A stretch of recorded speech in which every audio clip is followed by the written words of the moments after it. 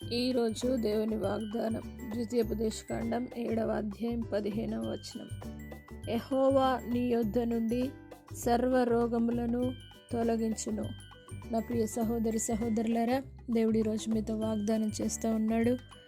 యెహోవా నీ యొద్ద నుండి సర్వ రోగమును తొలగించును. ఎంత భయంకరమైన సమస్య చేత, అనారోగ్యము చేత, ఇబ్బంది చేత కొట్టుమిట్టాడుతూ ఉన్నారు, దేవుడు ఈరోజు మీతో వాగ్దానం చేస్తూ ఉన్నాడు. మీ సర్వ రోగమును దేవుడు తొలగించి మీకు స్వస్థత శీఘ్రంగా లభింపజేయబోతూ ఉన్నాడు.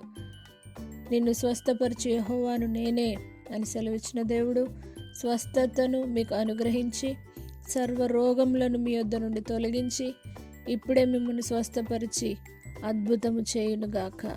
ప్రార్థన. పరిశుద్ధుడా, నమ్మదగిన దేవా, మీరిచ్చిన వాగ్దానమును బట్టి నీకు వందనాలు. యెహోవా నీ యొద్ద నుండి సర్వ రోగములను తొలగించునని మీరిచ్చిన ఈ వాగ్దానాన్ని ఎత్తిపట్టుకొని నీ సన్నిధిలో ప్రార్థిస్తున్నాం. ఎంతమంది అయితే అనారోగ్యంతో ఉన్నారో, దేవా అస్వస్థతతో ఉన్నారో, ఇబ్బందితో ఉన్నారో, హాస్పిటల్లో ఉండి దేవా వారి యొక్క శరీర ఆత్మ ప్రాణాలతో కొట్టుమిట్టాడుతూ ఉన్నారో వారందరినీ తండ్రి నీ పాదసనకు తీసుకొని వస్తున్నాం. ఇప్పుడే ప్రతి ఒక్కరికి స్వస్థత కలుగుని గాక. సాతాను దురాత్మ మాంత్రిక శక్తులను, శారీర బలహీనతలను యేసు నామమున గద్దిస్తున్నాం. వారి రిపోర్ట్స్ సహితం నార్మల్ అగునుగాక. స్వస్థత శీఘ్రంగా లభించునుగాక.